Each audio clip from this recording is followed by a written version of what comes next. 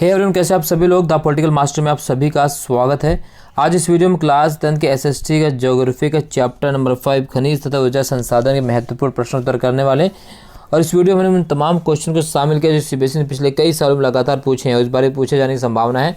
So please and तक जरूर देखिएगा और वीडियो पसंद आए तो लाइक शेयर कमेंट करना बिल्कुल भी मत भूलिएगा।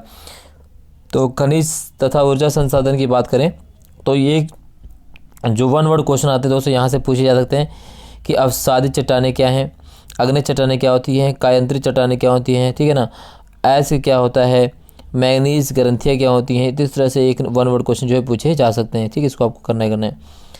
चलिए बात कर लेते हैं कि लौह खनिज क्या होता है, अलौह खनिज क्या होता है। तो ये भी आपको करना है कि लौह खनिज क्या है और अलौह खनिज कहाँ से, इसमें कंपेरिजन क्वेश्चन पूछा जाता है।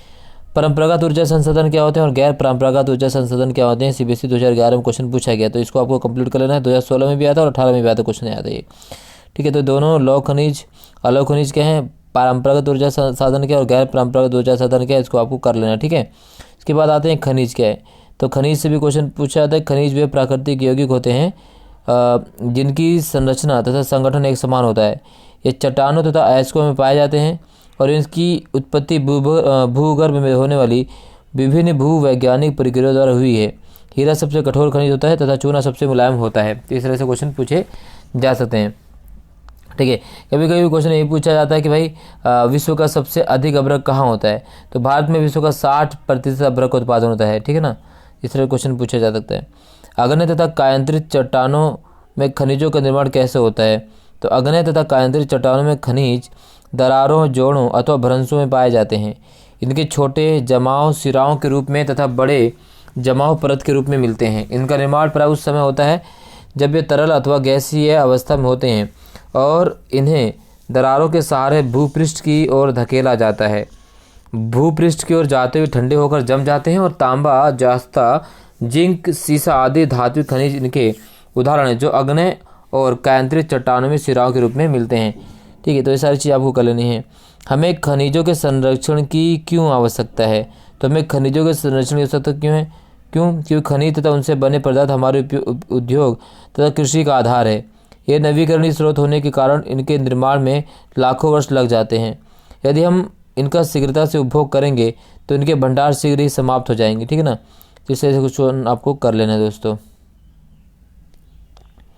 ठीक है, और भारत के इस परमाणु ऊर्जा संयंत्र कहाँ कहाँ, यहाँ से मैप में इस चैप्टर से क्वेश्चन आएगा तो वो सारी चीज़ें यहाँ पे शामिल कर, जैसे रावत भाटा, ठीक है, और तारापुर, कैंगा, विजयवाड़ा, कलपक्कम, जितने भी परमाणु ऊर्जा है वहाँ पे हमने देखो यहाँ पर सारा मैप में शामिल किया ताकि आपको आसानी हो जाए। ठीक है, सारी चीज़ें आपको पहले देखिए। तो कौन से किस राज्य में है, जैसे एग्जाम्पल अगर हम बात करें तो रावत भाटा कहाँ पर है, तो राजस्थान में है। ठीक है, उसके बाद अगर हम गांधीनगर कहाँ पर, तो वो गुजरात में है। ठीक है, तो ये सारी चीज़ें यहाँ पर दे दी गई हैं। भूपर्पटी पृथ्वी के ऊपरी परत का निर्माण किस चीज़ से हुआ है। तो भूपर्पटी का निर्माण विभिन्न प्रकार के खनिजों के योग से हुआ है। ठीक है, तो ये सारी चीज़ें आपको वन वर्ड जो एक नंबर में क्वेश्चन पूछ सकते हैं, एमसीक्यू में यहाँ से क्वेश्चन आ सकते हैं। तो दोस्तों आपको पूरा कर लेनी है। ठीक है ना, ठीक है, ये सारी चीज़ें आपको कर लेनी है, कोई क्वेश्चन नहीं छोड़ना है, सभी इंपॉर्टेंट है, बहुत ही इंपॉर्टेंट दोस्तों। सभी क्वेश्चन को छाड़ कर हमने यहाँ से निकाला है। ठीक है, तो जिससे आपकी सहायता करेंगे एग्ज़ाम के लिए। ठीक है ना, चलिए अब बात करते हैं रेड होल खनन से क्या अभिप्राय है। किसी खनिज का एक लंबी तथा तंग सुरंग के रूप में खनन रेड होल्स कहलाता है। ठीक है, और सबसे अधिक लोहा भारत के किन दो राज्यों से प्राप्त किया, तो उड़ीसा और कर्नाटक से प्राप्त किया जाता है। ठीक है, इसके बाद आप देख सकते हैं खनिजों का हमारे जीवन में क्या महत्व है। तो खनिजों का हमारे जीवन में क्या महत्व है, यहाँ से क्वेश्चन क्या पूछा जाता है। छोटी सी सुई से लेकर विशाल का जहाज तक खनिजों से ही बनाए जाते हैं। ऊंचे ऊंचे भवनों के निर्माण में खनिजों का प्रयोग होता है। खनिजों से रेलवे लाइनें बनाई जाती हैं और सड़कों का पक्का बनाया जाता है। हमारी मशीनरी तथा औजार जो हैं खनिजों से बनते हैं। ये सारी चीज़ आपको देख लेनी दोस्तों। ठीक है ना, चलिए अवसादी शैले में खनिजों का निर्माण कैसे होता है, उदाहरण भी दीजिए। नेक्स्ट है महासागरीय जल में मिलने वाले खनिजों की जानकारी दीजिए। ठीक है, इसके बाद देख सकते हैं कि भारत में पाए जाने वाले दो मुख्य लौह अयस्कों की तुलना कीजिए। खनिज संसाधनों के संरक्षण के कोई 4 उपाय बताइए। इसके बाद अगर इम्पोर्टेंट की बात करें तो ये क्वेश्चन इम्पोर्टेंट दोस्तों, खनन उद्योग को घातक उद्योग क्यों कहा जाता है, इसे घातक उद्योग बनने से रोकने के लिए क्या करना होगा। तो काफ़ी इंपॉर्टेंट क्वेश्चन यहाँ से आपको कर लेना दोस्तों। ठीक है, तो आप देख सकते हैं अगला है ज्वारीय ऊर्जा कैसे उत्पन्न की जाती है, भारत में ज्वारीय ऊर्जा के विकास की जानकारी दीजिए। नेक्स्ट क्वेश्चन है भारत में पाए जाने वाले, ठीक है, भारत में पाए जाने वाले मुख्य लौह अयस्क के पेटियों का संक्षिप्त वर्णन कीजिए। तो कहाँ कहाँ पाई जाती है, उड़ीसा झारखंड पेटी है, सीबीएसई 2017 में से यहाँ से क्वेश्चन पूछा गया है। दुर्ग बस्तर चंद्रपुर पेटी, यहाँ से भी क्वेश्चन पूछा गया है। बेलारी चित्रदुर्ग और महाराष्ट्र गोवा पेटी, ये सारी चीज़ें यहाँ पर खनिज लौह अयस्क के पाए जाते हैं महत्वपूर्ण रूप से, ठीक है। भारत में बॉक्साइट के वितरण का वर्णन कीजिए तथा इसका महत्व बताइए। तो बॉक्साइट का वर्णन से क्वेश्चन पूछा जा सकता है।